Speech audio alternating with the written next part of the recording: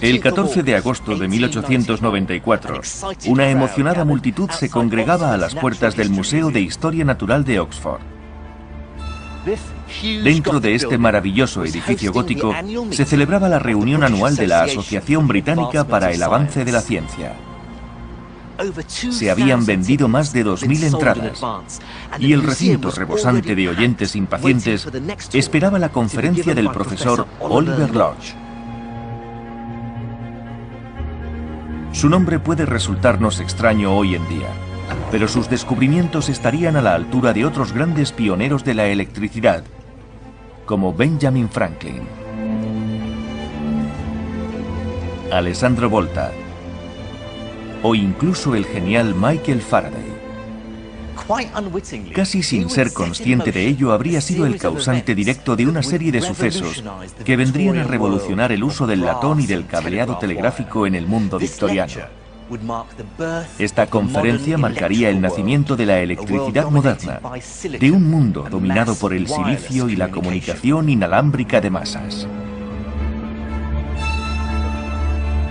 En este programa descubriremos cómo la electricidad unió al mundo a través de la difusión mediática y las redes informáticas.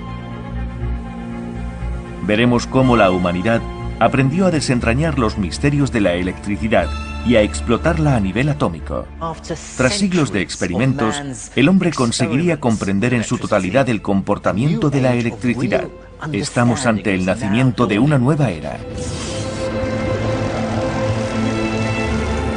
Historia de la electricidad. Episodio 3. Luz y energía.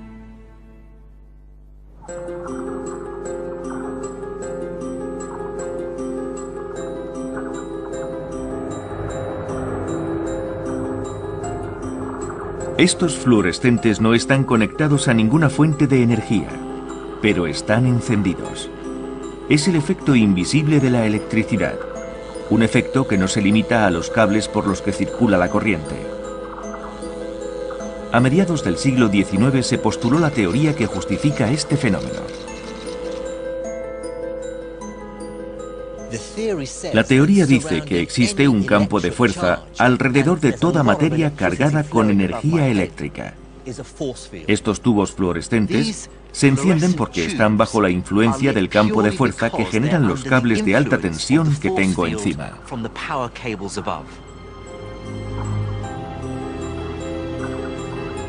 Michael Faraday sería el primero que postulara que todo flujo de electricidad crea una especie de campo de fuerza invisible.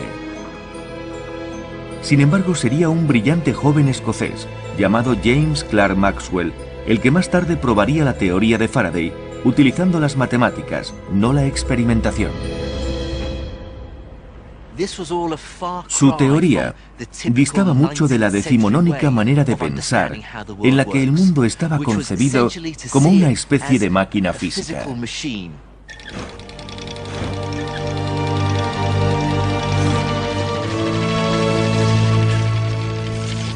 Antes que Maxwell, los científicos habrían diseñado extrañas máquinas y llevado a cabo experimentos para crear y medir la electricidad. Maxwell, sin embargo, se interesó en las cifras y no solo consiguió demostrar que existía el campo de fuerza invisible de la electricidad, sino también observó cómo podía ser manipulado. Conseguiría que el suyo se considerara como uno de los descubrimientos más importantes de la historia. Maxwell era matemático y muy bueno. Revolucionó la percepción de la electricidad y el magnetismo reflejándolos en ecuaciones matemáticas. El hecho más significativo es que las ecuaciones de Maxwell recogen la existencia de un vínculo entre la electricidad y el magnetismo, así como el hecho de que la electricidad se transmite por ondas.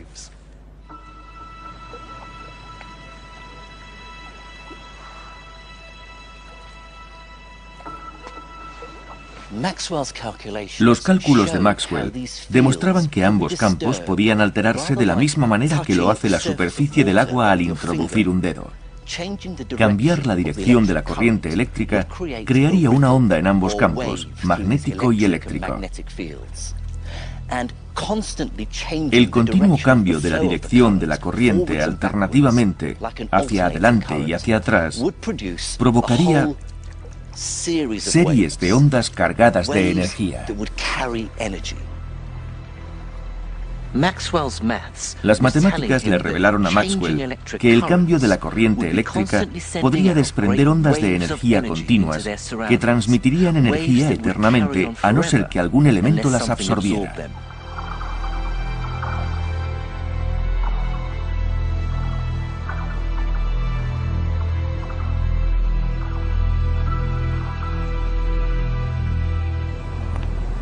La teoría matemática de Maxwell era tan novedosa y complicada que muy pocas personas de la época podían comprenderla.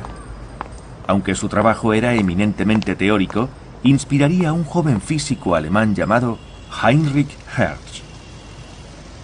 Hertz decidió enfocar su trabajo a diseñar un experimento que pudiera demostrar la teoría de ondas de Maxwell.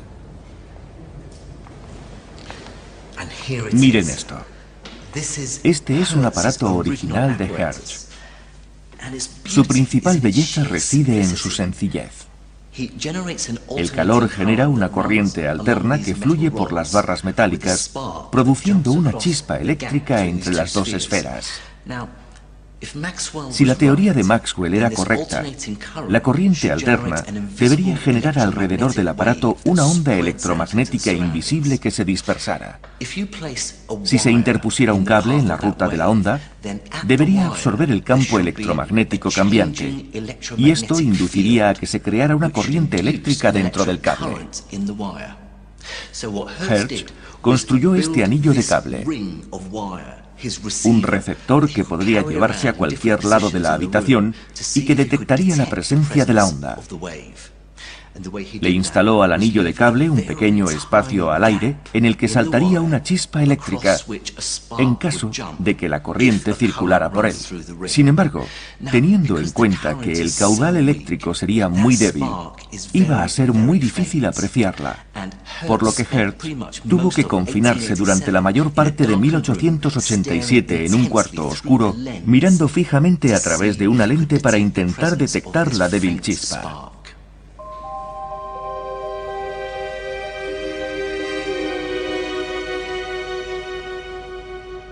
Pero Hertz no estaba solo en su empresa para recrear las ondas de Maxwell. En Inglaterra, un joven físico llamado Oliver Lodge llevaba años fascinado con la idea, pero no había tenido ocasión de diseñar ningún experimento para demostrarlo. A principios de 1888, mientras preparaba un experimento con pararrayos, se daría cuenta de algo extraño. Lodge observó que tras instalar su equipo y enviar corriente alterna por los cables, algunas zonas entre los cables resplandecían, y estudiando las luces, pudo comprobar que parecían seguir un patrón. Los destellos y las chispas eléctricas se sucedían a lo largo de los cables.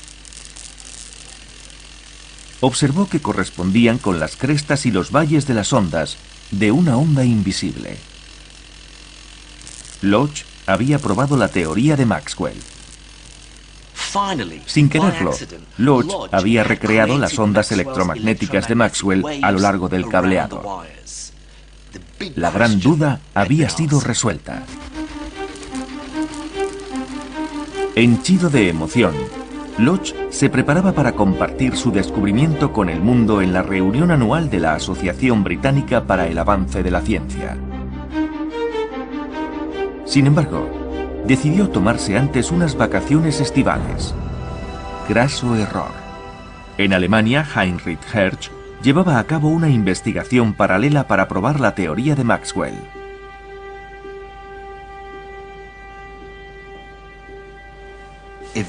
Hertz alcanzaría su objetivo logrando que su receptor creara una chispa diminuta. Al mover el receptor por toda la habitación, consiguió retratar la forma de las ondas producidas por su aparato. Había conseguido analizar cada aspecto de los cálculos de Maxwell y ratificarlos experimentalmente. Le había dado una vuelta más a la tuerca de la ciencia.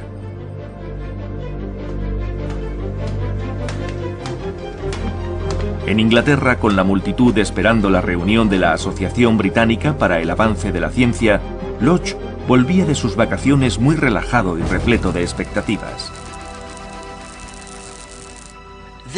Era el que se suponía que iba a ser el momento culmen de Lodge. Iba a anunciar su descubrimiento sobre las ondas de Maxwell. Su buen amigo, el matemático Fitzgerald, comenzó a dar el discurso de apertura de la sesión y proclamó que Heinrich Hertz acababa de publicar resultados sorprendentes. Había conseguido detectar las ondas de Maxwell viajando a través del espacio. Le hemos arrebatado el rayo al mismísimo Job y esclavizado al todopoderoso éter.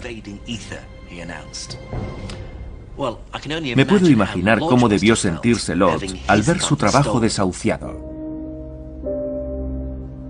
El profesor Oliver Lodge había visto cómo su triunfo se difuminaba bajo la sombra de Heinrich Hertz. Hertz hizo una demostración espectacular de las ondas electromagnéticas, o como se las conoce hoy en día, las ondas de radio. No se imaginaba que su descubrimiento traería un siglo de revoluciones en la comunicación. La teoría de Maxwell postulaba que las cargas eléctricas podían generar un campo de fuerza y que las ondas de este campo podían propagarse como las ondas en el agua. Hertz había construido un dispositivo que podía crear y detectar dichas ondas cuando viajaban por el aire. Poco después llegaría otra revelación que nos haría dar un paso más en el camino del entendimiento de la electricidad. Una revelación que de nuevo estaría relacionada con el profesor Oliver Lodge y que una vez más le sería arrebatada.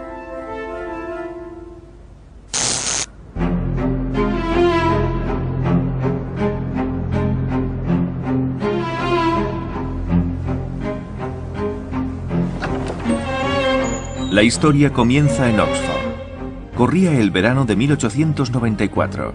A primeros de año, Hertz había muerto de manera repentina, y Lodge se disponía a pronunciar su panegírico incluyendo una demostración para divulgar la idea de las ondas en el público. Lodge había trabajado en su discurso e investigado diferentes métodos de detección de las ondas, pidiendo algunos dispositivos a sus amigos. Había conseguido hacer mejoras significativas a los mecanismos de detección. Esta parte del aparato genera una corriente alterna y hace saltar una chispa.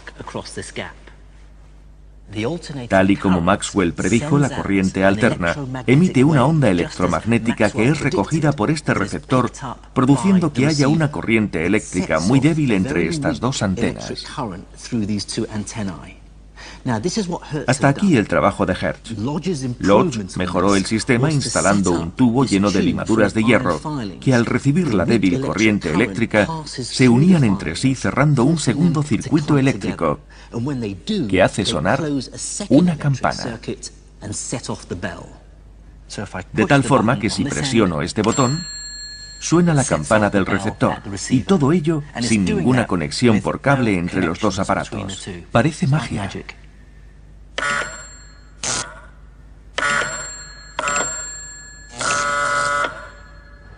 Imaginémonos el edificio lleno a rebosar y de repente una campana comienza a sonar casi por arte de magia. Increíble. Probablemente no fuera la demostración más espectacular que había visto el público, pero sin duda tuvo que causar sensación en la multitud. La estructura de la máquina de Lodge no tenía el aspecto extraño que solían tener los experimentos científicos. De hecho, se asemeja bastante al telégrafo que ya habría revolucionado las comunicaciones, pero sin esos cables tendidos entre las estaciones que enviaban y recibían los mensajes. Para los oyentes más versados y emprendedores, no solo tenían delante la refutación de la teoría de Maxwell, sino un nuevo medio de comunicación.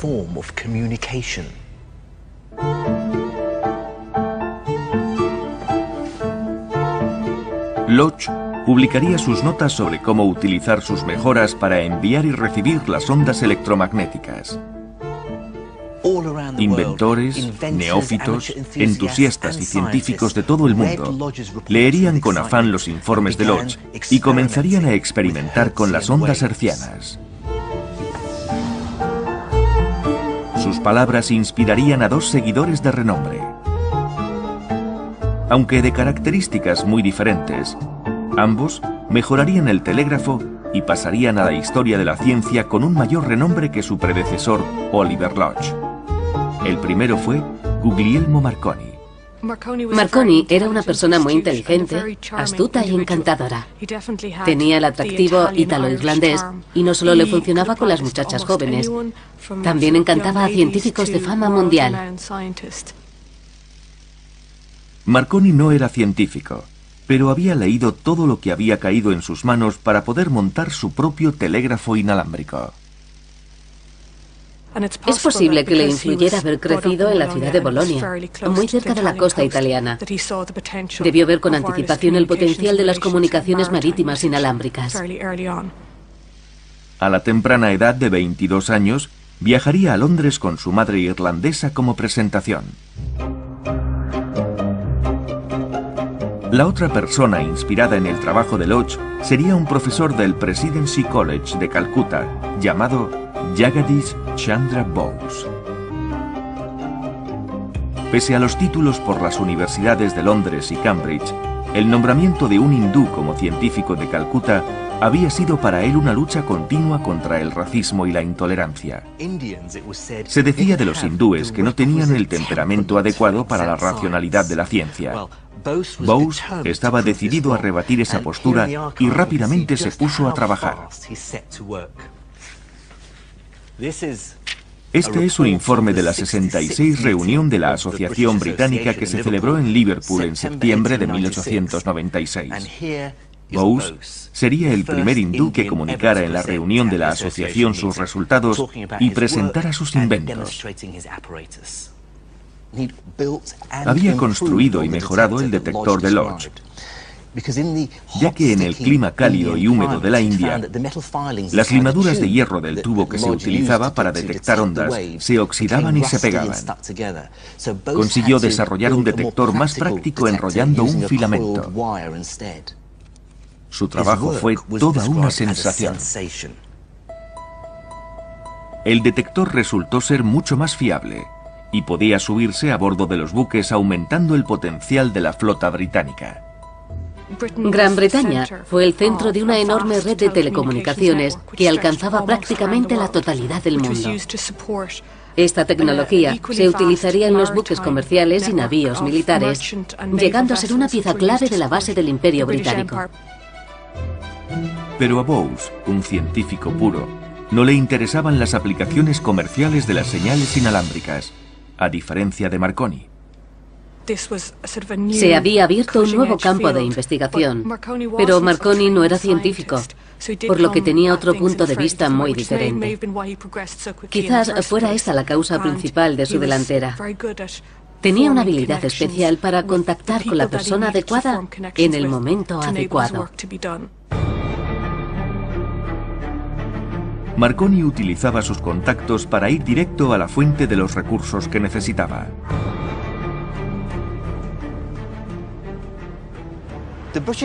El servicio de correos británico era una institución muy poderosa cuando Marconi llegó a Londres en 1896.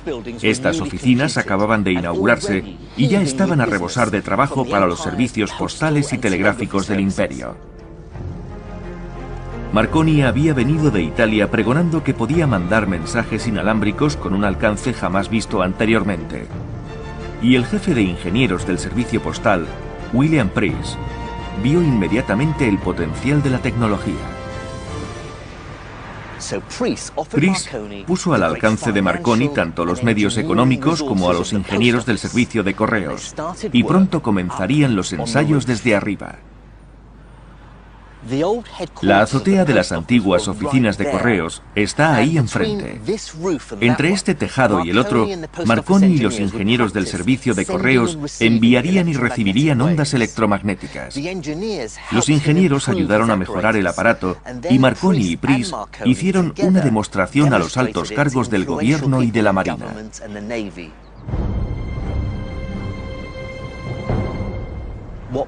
Lo que Pries no podía imaginarse es que mientras presentaba orgulloso la colaboración de Marconi con el servicio de correos, este orquestaba un plan a sus espaldas. El inventor había solicitado la patente de la telegrafía inalámbrica y quería montar su propia compañía de telégrafos. Cuando obtuvo la patente, un terremoto sacudió a la comunidad científica.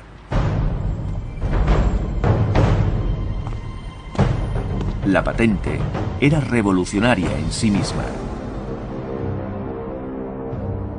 Es imposible patentar los elementos que son de dominio público. Pero lo único público aquí era que Marconi había ido desarrollando su equipo dentro de una caja. Cuando se le concedió la patente, Marconi abriría ceremoniosamente la caja para que todos pudieran ver los inventos que yacían en su interior.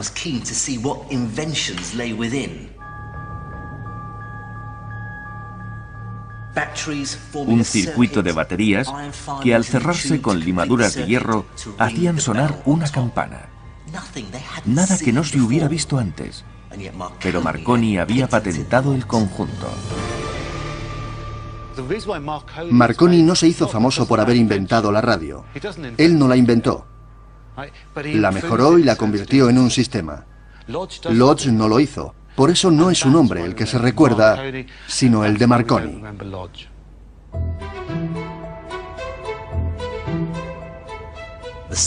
El mundo científico estaba en pie de guerra. Había llegado un jovencito que poco sabía de ciencia e iba a enriquecerse a costa de su trabajo. Incluso Pries estaba enfadado y decepcionado al descubrir que Marconi planeaba montar su propia empresa. Tanto Lodge como los demás científicos fueron presa de una fiebre que les llevó a patentar hasta el último detalle de su trabajo.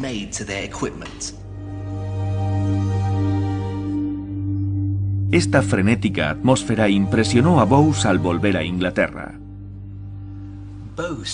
En una carta que envió a la India, reflejaba lo que percibiría al llegar. Dinero, dinero y más dinero. Parecen animales hambrientos. Me encantaría que pudierais ver lo obsesionada que está la gente aquí por el dinero. Podemos palpar su desilusión al regresar al país que él tenía como ejemplo de integridad científica y excelencia. Sin embargo, un amigo de Bose lograría convencerlo para que patentara su único descubrimiento, un nuevo tipo de detectores de onda. Sería esta precisamente la causa de una revolución mundial mucho mayor.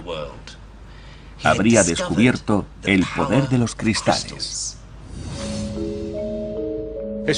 Esto eliminaría las antiguas técnicas basadas en engorrosas limaduras de hierro. Sería la clave para una mejor detección de las ondas y el núcleo de la nueva industria de la radio. El descubrimiento de Bose era sencillo, pero daría forma a la sociedad moderna.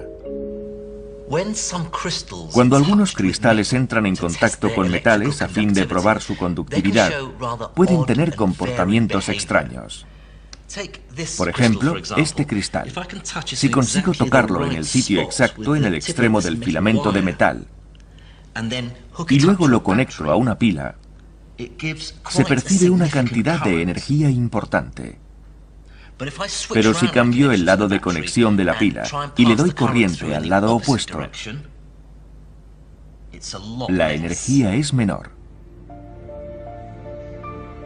Se trata de un material semiconductor de la electricidad y supone la primera aplicación en la detección de ondas electromagnéticas. Cuando Bose integró un cristal como este en el circuito, sustituyendo el tubo de limaduras de hierro, estaba descubriendo un detector de ondas electromagnéticas mucho más eficaz y eficiente. Esta particular propiedad de unión que existía entre el alambre de metal o filamento y el cristal hacía que la potencia del flujo fuera mayor en un sentido que en el otro.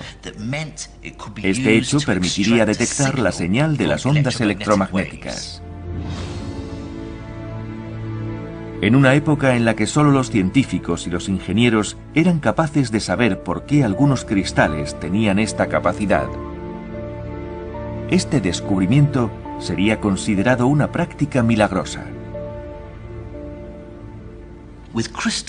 El uso de los detectores de cristal hizo posible transmitir y recibir sonidos tales como la voz humana o la música.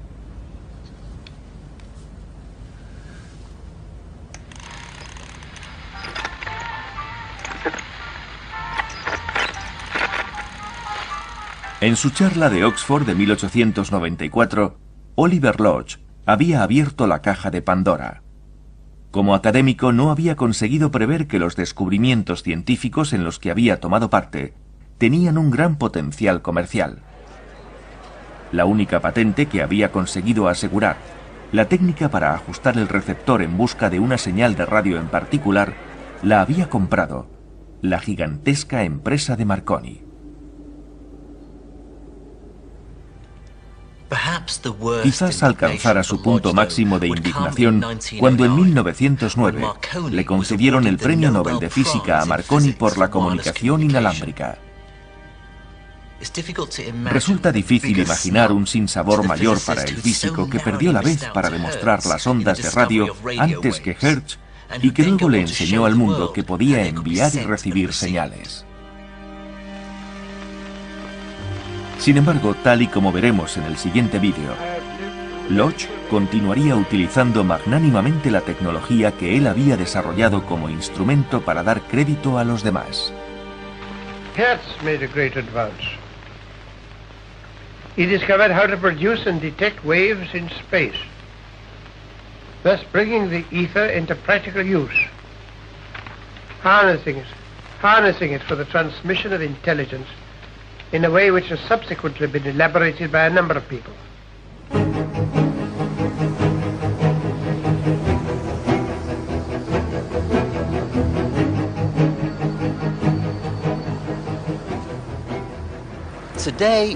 Hoy en día es difícil pensar en una sociedad sin medios de comunicación, en un mundo en el que no se conozcan las ondas de radio.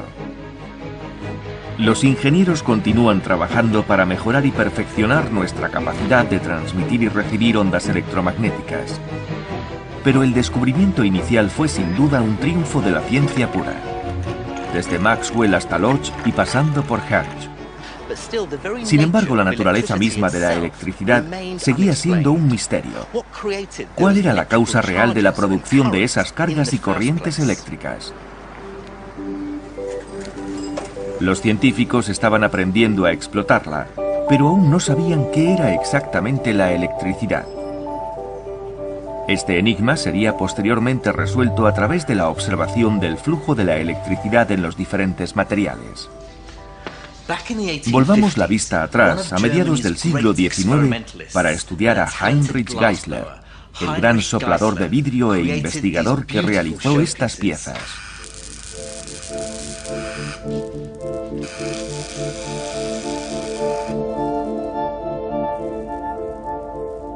Geissler extrajo la mayor parte del aire de estos tubos y luego les introdujo pequeñas mezclas de gases.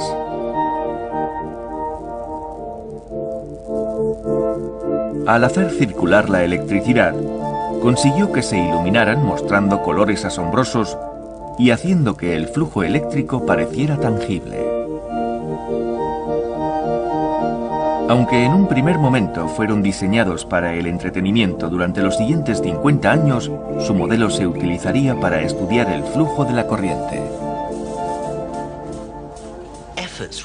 Los siguientes trabajos estuvieron orientados a extraer cada vez más aire para comprobar si la corriente eléctrica podría circular en la nada, en el vacío absoluto. Esta es una de las pocas pruebas gráficas del científico británico que consiguió crear un vacío suficiente para resolver la duda. Se llamaba William Crookes. Crookes desarrolló estos tubos de vidrio. Les extrajo tanto aire como pudo para aproximarse al vacío absoluto. Al hacer que una corriente eléctrica circulara por él, se dio cuenta de que al final del tubo había un resplandor, un rayo de luz que parecía brillar a través del tubo y golpear el otro extremo del vidrio. Por lo menos la electricidad era apreciable al ojo humano.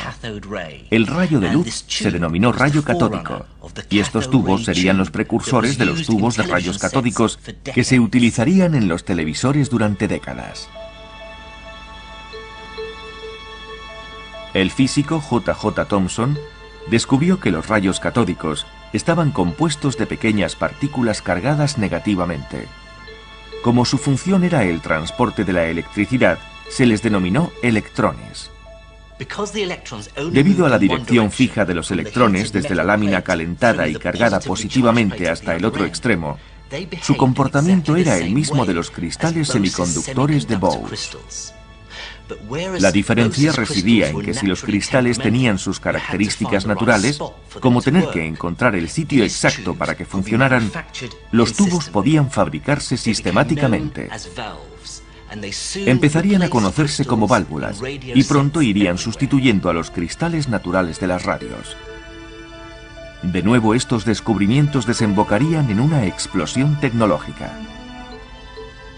A principios del siglo XX, el límite de la electrónica dependía exclusivamente de la versatilidad de las válvulas. Los fabricantes de radios trabajaban con válvulas, los de televisores también, y los de los ordenadores. Estos elementos son los pilares de la electrónica. Una vez que los científicos hubieron descubierto cómo manipular el flujo de electrones a través del vacío, el siguiente paso sería descubrir su circulación en otros elementos. Pero para ello sería necesario comprender las piezas que conforman los materiales. Los átomos.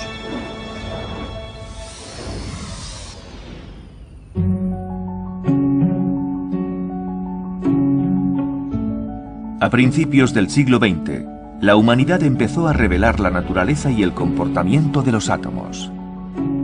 La electricidad comenzó a estudiarse a nivel atómico.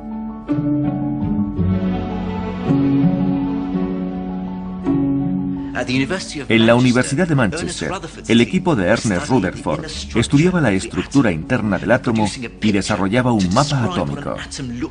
Esta revelación aclararía algunos de los conceptos más enigmáticos de la electricidad. En 1913, el modelo atómico proponía un núcleo cargado positivamente rodeado por electrones con carga negativa que orbitaban en la corteza atómica siguiendo un patrón. Cada órbita corresponde a un electrón con una cantidad de energía especial.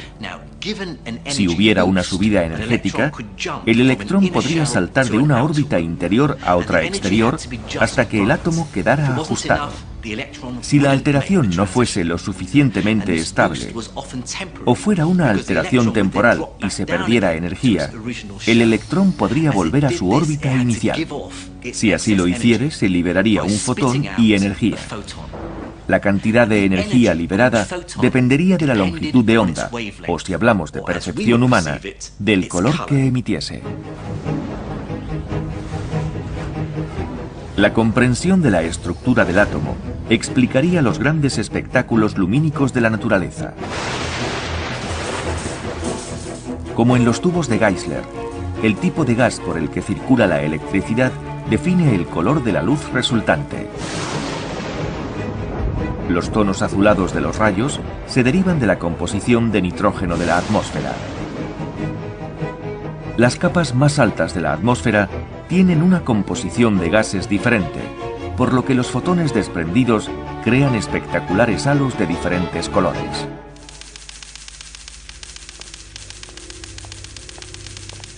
El conocimiento de los átomos y de cómo se enlazan para crear la materia, así como el comportamiento de los electrones, supondría la última pieza para comprender la naturaleza fundamental de la electricidad.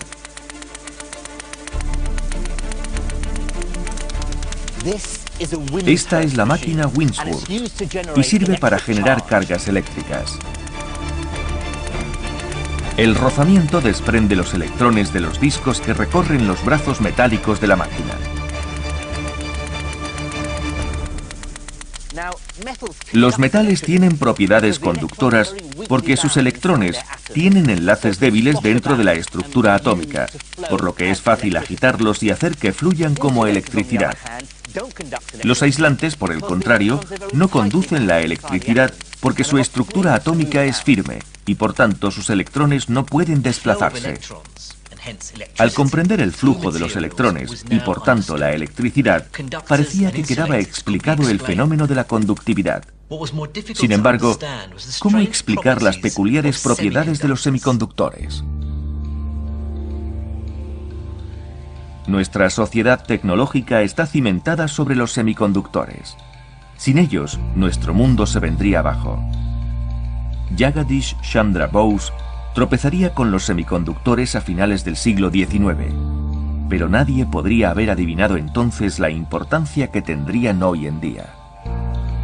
Con el estallido de la Segunda Guerra Mundial, las cosas iban a cambiar.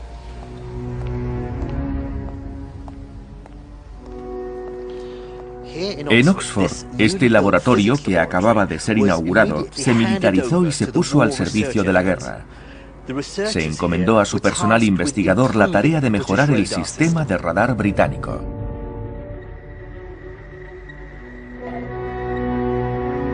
El radar es un sistema que utiliza las ondas electromagnéticas para detectar los aviones enemigos. Cuanta más fiabilidad ganaba, más patente quedaba que el sistema de válvulas no estaba a la altura. El equipo tuvo que volver a la tecnología primigenia, cambiando de nuevo las válvulas por cristales semiconductores. En esta ocasión, no se utilizarían los que Bose habría desarrollado, sino cristales de silicio. Esto es un receptor de silicio. Está formado por una pequeña bobina de filamento de wolframio que hace contacto con el cristal de silicio. Es increíble la importancia que puede llegar a tener un dispositivo. Era la primera vez que se utilizaba el silicio como semiconductor. Sin embargo, la imperiosa necesidad de pureza del cristal requería que muchos de los recursos de ambos bandos estuvieran destinados a este fin. De hecho, los británicos tenían mejores dispositivos de silicio, por lo que seguramente ya tendrían desarrolladas las bobinas para cuando nosotros empezáramos a investigar en Berlín. Los británicos tenían mejores semiconductores porque habían recibido la ayuda de laboratorios de Estados Unidos, en especial del famoso Bell Labs. Los físicos se darían cuenta de que si la medida funcionaba en los radares, tal vez también podrían reemplazar las válvulas en otros aparatos, como los amplificadores. Modificando el tubo de vacío con su sencilla ruta de electrones, se crea un nuevo dispositivo. Interponiendo una parrilla metálica con un pequeño voltaje en el camino de los electrones, se consigue un cambio exponencial en la potencia del rayo lumínico producido. Las válvulas resultantes funcionarían pues de amplificadores, convirtiendo las señales débiles en fuertes. Por un lado, un amplificador se definiría como un dispositivo sencillo que permite convertir una corriente pequeña en otra más grande. Pero por otro lado, podría ser aquello que puede cambiar el mundo de tal forma que puede hacer que una señal llegue a cualquier parte del planeta. Al terminar la guerra, el experto alemán Herbert Matare y su colega Heinrich Welker comenzaron a construir un dispositivo semiconductor para usarlo como amplificador eléctrico. Este es el primer modelo que tuvo éxito desarrollado por Matare y Welker. Si se mira en el interior, se pueden ver tanto el pequeño cristal como los filamentos que están en contacto con él. Si se hace circular una pequeña corriente por uno de los filamentos, el dispositivo amplifica la señal, liberando por el otro extremo una corriente mucho más potente. Estas pequeñas piezas podrían reemplazar las costosas válvulas de las redes telefónicas de larga distancia, las radios y cualquier otro aparato cuya señal necesitara ser amplificada. Mataray pronto se daría cuenta de la importancia de su descubrimiento. Sin embargo, sus jefes no lo consideraron suficientemente interesante, hasta que un periódico anunciaba un descubrimiento de los laboratorios Bell Labs. Un grupo de investigadores se habría topado con el mismo efecto y así anunciaban el invento al mundo. Lo llamaron el transistor. Lo sacaron en diciembre de 1947 y nosotros acabábamos de empezar. La vida es así, ¿no? Ellos lo tuvieron un poco antes. El efecto. De todas formas, sus transistores no eran buenos. Aunque el modelo europeo era más eficaz que el experimental desarrollado en Bell Labs, ninguno de los dos cumplía todos los requisitos. Funcionaban, pero eran muy frágiles. Se inició entonces la búsqueda de un amplificador de señales más robusto. Búsqueda que terminaría por accidente. El experto en cristales de silicio de los laboratorios Bell Labs, Russell Hall, se dio cuenta de que uno de los bloques de silicio había desarrollado una propiedad inusual. Parecía generar su propio voltaje, y cuando intentaba medirlo con un osciloscopio, el voltaje daba resultados cambiantes. El nivel del voltaje parecía cambiar dependiendo de la cantidad de luz que hubiera en la habitación. Si proyectaba sombra sobre el bloque, el nivel era bajo, y si dejaba que le incidiera la luz, entonces el nivel crecía. También se observó que si interponía un ventilador entre la lámpara y el cristal, el voltaje sufría alteraciones con la misma frecuencia con la que las aspas proyectaban su sombra.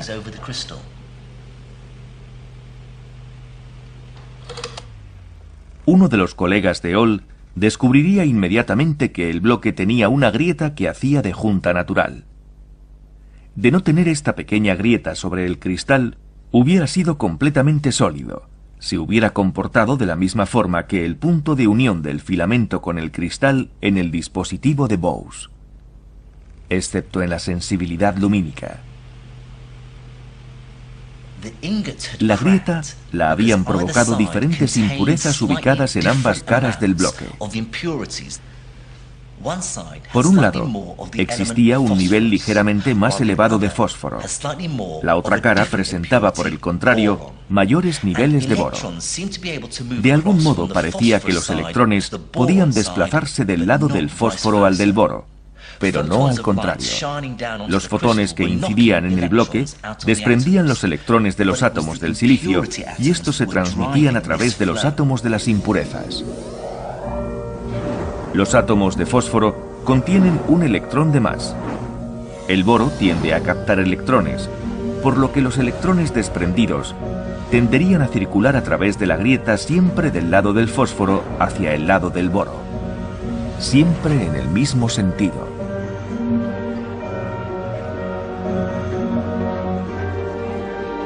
El responsable del grupo de investigación de semiconductores, William Shockley, vio el potencial de esta ruta monodireccional en los cristales y se planteó la posibilidad de crear un cristal con dos juntas que pudiera usarse como amplificador. Otro investigador del laboratorio llamado Gordon Till habría trabajado anteriormente con una técnica que podía conseguir el objetivo. Había descubierto la manera de cultivar cristales del elemento semiconductor germanio. En este instituto de investigación se fabrican cristales semiconductores con la misma técnica que Till aplicaría en Bell Labs. La diferencia es que aquí lo hacen a una escala mucho mayor. En la cubeta que hay en la parte inferior de la máquina hay germanio, lo más puro posible, fundido y al rojo vivo. Se le añaden unos átomos de la impureza que sea necesaria con el fin de alterar sus propiedades conductivas. El brazo giratorio de la parte superior tiene un pequeño cristal semilla en su extremo, y este ha sido introducido en la solución.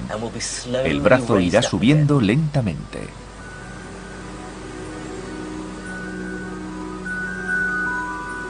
Conforme el germanio se enfría y solidifica, se va formando un cristal parecido a un carámbano debajo del cristal. En toda su magnitud, se ha formado un cristal de germanio precioso.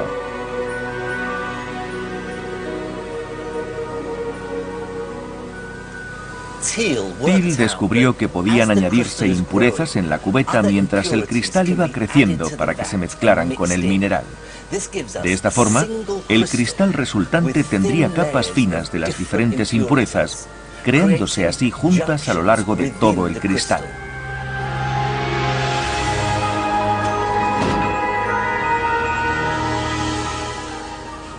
Este era el cristal con dos uniones con el que Shockley había soñado. Si se le aplica una pequeña corriente por la fina sección central, la energía que fluya por las tres capas del cristal será mucho mayor.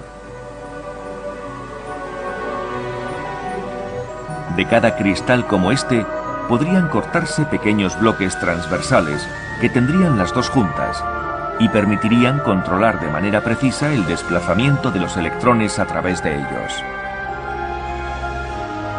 Estos pequeños y fiables dispositivos podrían utilizarse en todo tipo de equipos eléctricos. Es imposible tener los equipos electrónicos que tenemos sin los componentes pequeños. Y ocurre una cosa curiosa. Cuanto más pequeños son, más fiabilidad nos dan. Es todo un triunfo. El Bell Labs conseguiría el premio Nobel por el invento que cambió el mundo. El equipo europeo había sido olvidado.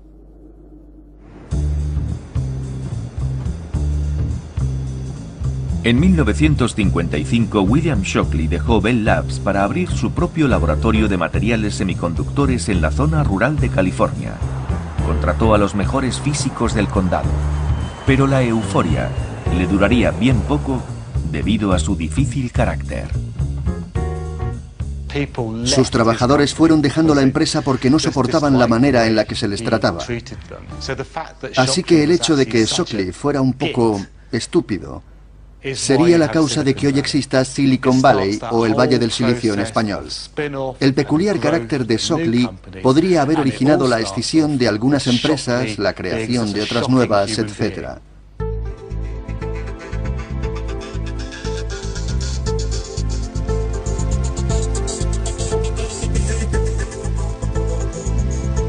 Las empresas nuevas competían entre sí para sorprender con semiconductores hasta entonces desconocidos. Llegaron a desarrollar transistores tan pequeños que podían instalarse de forma masiva en un circuito eléctrico impreso en un fino corte de cristal semiconductor.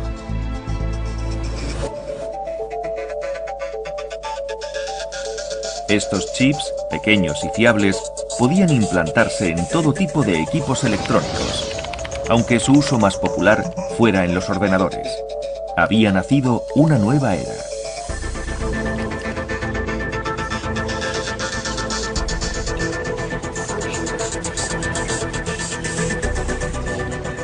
Hoy en día los microchips están en todas partes. Han transformado cada aspecto de la vida moderna, desde la comunicación al transporte o al ocio. Quizás tan importante como el poder actual de la informática sea su capacidad para ayudarnos a comprender el universo en toda su complejidad.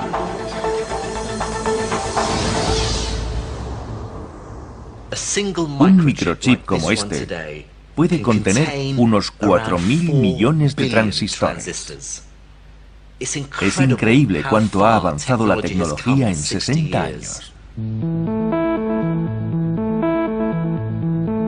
Resulta fácil pensar que con la cantidad de avances que la humanidad ha hecho en el estudio y la explotación de la electricidad, quede muy poco por descubrir.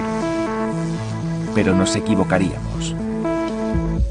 Por ejemplo, los continuos intentos por reducir cada vez más el tamaño de los circuitos han hecho que una característica de la electricidad que ya se conocía hace siglos se convierta en un problema: la resistencia. Todo chip de ordenador debe estar continuamente refrigerado.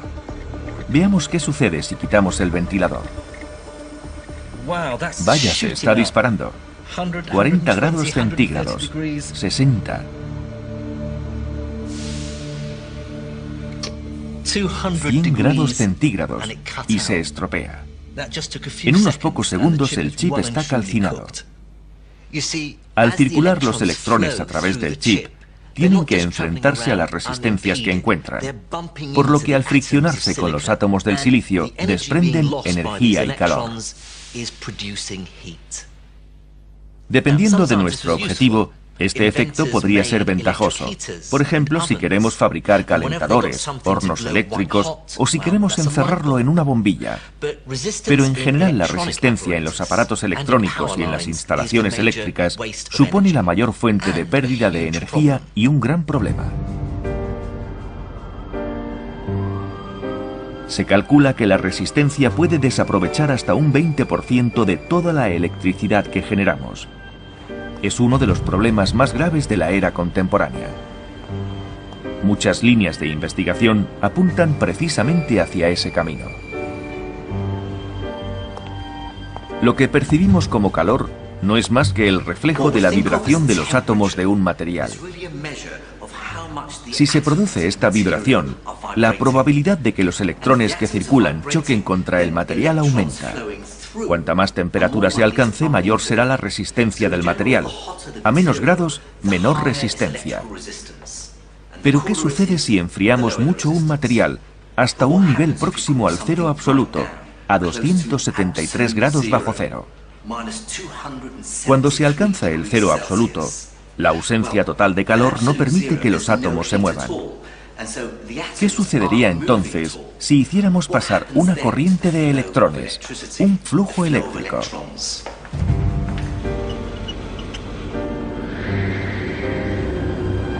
Si utilizamos un aparato llamado criostato, podremos mantener los materiales a una temperatura cercana al cero absoluto y comprobar lo que sucede. Esta bobina del criostato forma parte de un circuito eléctrico.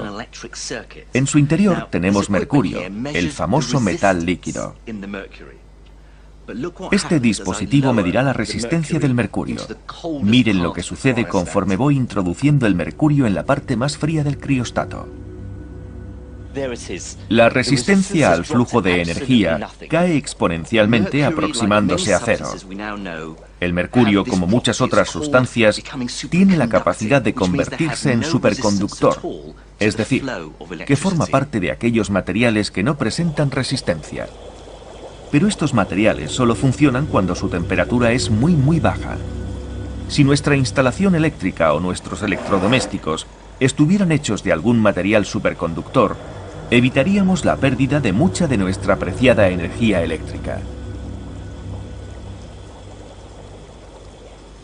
Por supuesto, el problema reside en mantener los superconductores a una temperatura tan baja.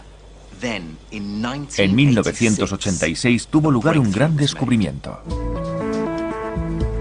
In a small laboratory near Zurich, Switzerland, IBM physicists recently discovered superconductivity in a new class of materials that is being called one of the most important scientific breakthroughs in many decades. Este es un trozo del mismo material descubierto por los científicos suizos. Parece totalmente normal, pero si lo sumergimos en nitrógeno líquido, sucede algo especial. Se convierte en un superconductor. Y debido al estrecho vínculo que existe entre las dos propiedades, también desarrolla propiedades magnéticas sorprendentes. Este imán está levitando por encima del superconductor.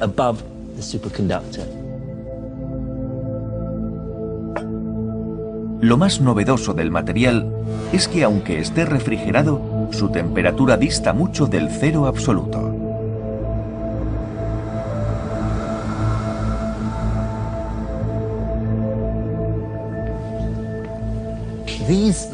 Estos campos magnéticos son tan fuertes que no solo podrían soportar el peso del imán, sino también el mío. Ahora voy a levitar. Es una sensación muy extraña. Cuando se descubrió este material en 1986, supuso una revolución, no solo por su naturaleza de superconductor, sino por la calidez relativa de la temperatura a la que desarrollaba esta propiedad. Estamos a punto de descubrir superconductores a temperatura ambiente. Aún no lo hemos hecho, pero llegará el día que encontremos ese material y lo incorporemos a nuestros equipos electrónicos, pudiendo así lograr un mundo más económico y sostenible. Hoy por hoy existen materiales que han mostrado esta característica a la temperatura de un congelador casero. Pero los teóricos aún no han podido explicar totalmente su comportamiento. Sin una explicación científica completa, los investigadores deben guiarse más por la fortuna que por los postulados científicos. Recientemente, en un laboratorio japonés, se estaba celebrando una fiesta y acabaron mezclando superconductores con diferentes bebidas alcohólicas. Lo curioso fue que descubrieron que el vino tinto mejoraba el comportamiento de los superconductores. La investigación eléctrica tiene nuevamente la oportunidad de antaño para cambiar nuestra sociedad de hoy en día a través del descubrimiento de los superconductores a temperatura ambiente.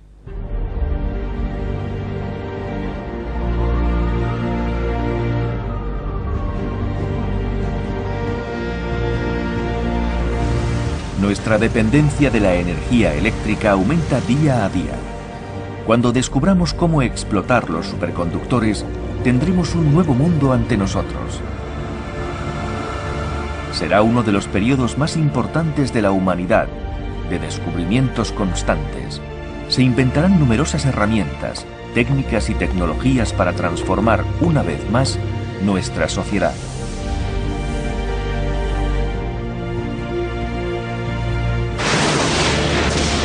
La electricidad ha cambiado nuestro mundo.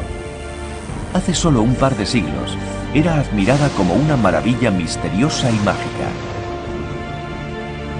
Conseguimos sacarla del laboratorio. Tras una serie de valientes experimentos, la domesticamos y le dimos uso. Revolucionó la comunicación, primero con los cables y luego a través de las ondas, permitiendo alcanzar lugares muy lejanos. Ilumina nuestra vida diaria, siendo imposible imaginarla sin electricidad. Define nuestra era.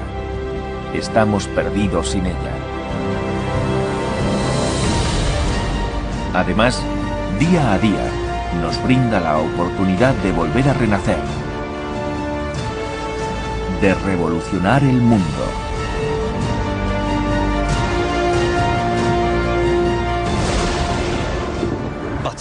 Ya solo cabe recordar la máxima de aquellos que conocen la ciencia eléctrica. Aún quedan páginas por escribir.